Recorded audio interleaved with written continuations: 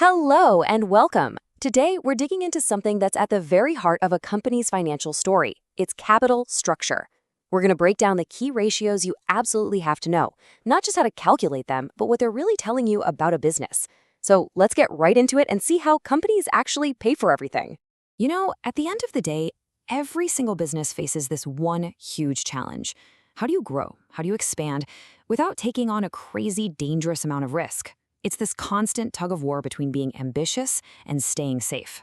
And the answer really is all about balance. A company's capital structure is just the mix of how it pays for all its stuff, its assets. On one side of this scale, you've got debt, that's money it borrowed. On the other side, you've got equity, which is the money from its owners. Nailing this mix is just absolutely critical. So let's start with the big picture, kind of like that 30,000-foot view. Our first couple of ratios, the total debt ratios, do just that. They show us how much a company is really leaning on borrowed money to run its operations. Okay, first up is the total debt to total capital ratio. This sounds complicated, but it's not. It answers one really simple question. Out of all the money that's funding this company, what slice of the pie comes from lenders? So how do we figure it out? Pretty easy. We take all of a company's liabilities, and I mean everything it owes, and we divide that by its total capital. Now just remember, total capital is the whole shebang, all the liabilities plus all the owner's equity. So in our example, that's $1 million divided by 1.8 million, which gives us 0.556, or put simply, 55.6% of this company's funding is from debt. So what does a number like 55.6% actually tell us? Well, a high ratio means higher risk. The company is relying a lot on its creditors. On the flip side, a low ratio suggests there's a nice, strong equity cushion. And let me tell you, creditors love to see that. It means if the company gets into trouble, the owner's money acts as a buffer, protecting the lenders from taking a loss. Now, there's actually another way to look at this same big picture. It's called the debt to total assets ratio. This one asks a slightly different question. For every dollar of assets a company owns, how much of that was paid for with debt? And when we run the numbers for our example company, we get 0.556. Wait a second. That number looks awfully familiar, doesn't it? Is that just a coincidence? Not a coincidence at all. This is a classic accounting rule in action. Remember that fundamental equation, assets have to equal liabilities plus equity? It has to balance. So the number for total assets is the exact same number as total liabilities plus equity. The bottom of the fraction, it's the same for both ratios. That means these two will always be identical. A neat little trick to keep in your back pocket. All right, let's zoom in a little now. Instead of looking at debt as just one part of the total pie, this next set of ratios puts debt and equity into a direct head-to-head competition.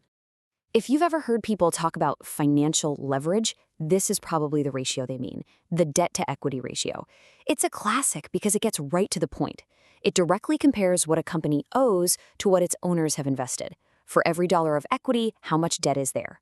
The formula couldn't be simpler. Total liabilities divided by stockholders' equity. For our company here, that's $1 million in debt divided by $800,000 in equity. The result is 1.25. So what does that mean? It means this company has $1.25 of debt for every single dollar of equity. But what if we're not so worried about the short-term bills? What if we want to know about a company's long-term stability? Well, for that, there's a more specific version, the long-term debt-to-equity ratio.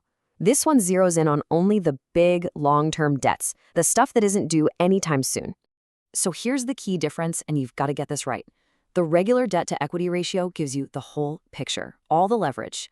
The long-term version, though, it filters out all that short-term noise. It tells you more about the company's ability to handle its major long-run obligations. For anyone studying for an exam, this is a super common trip-up, so pay close attention to which liabilities you're supposed to be using. Okay, now we get to the really interesting part. I mean, calculating ratios is one thing, but using them to uncover the real story hidden inside the raw numbers, that's where the real analysis happens. Take a look at this chart. Last year, the company's debt-to-equity was 1.46. This year, it's dropped down to 1.25. That's a clear improvement, right? The company is less leveraged, which is usually a good thing. But here's the twist. If you actually look at the balance sheet, the total dollar amount of debt went up. So how on earth can the ratio get better? This quote nails it. Ratios are all about what's happening relatively. So yeah, total debt went up, but, and this is the key, equity went up by an even bigger percentage. The company strengthened its ownership base faster than it took on new debt, and that is why its leverage profile actually improved. It's a perfect example of why you can't just look at one number by itself. All right, before we wrap up, let's make sure all this stuff sticks. We're going to go over a couple of really common mistakes people make, especially if you're getting ready for an exam. First, and this is a big one, when a formula says total debt or total liabilities, it means everything. The short-term bills due next month and the long-term loans due in 10 years. A really common mistake is to only grab the long-term debt number. Don't do it unless the name of the ratio specifically tells you to. And here's the second major trap. For that total debt to total capital ratio, remember that total capital is the entire right side of the balance sheet. It's all the debt plus all the equity. It's so easy to accidentally just use stockholders' equity on the bottom, but that would give you the debt to equity ratio instead. You have to know your denominators. So, we've covered the what and the how of these ratios. But the real question I want to leave you with is the why. How does a company's decision to take on more or less debt connect to its industry, its plans for growth, and its overall attitude towards risk? Answering that is what turns these numbers into real, powerful business insight.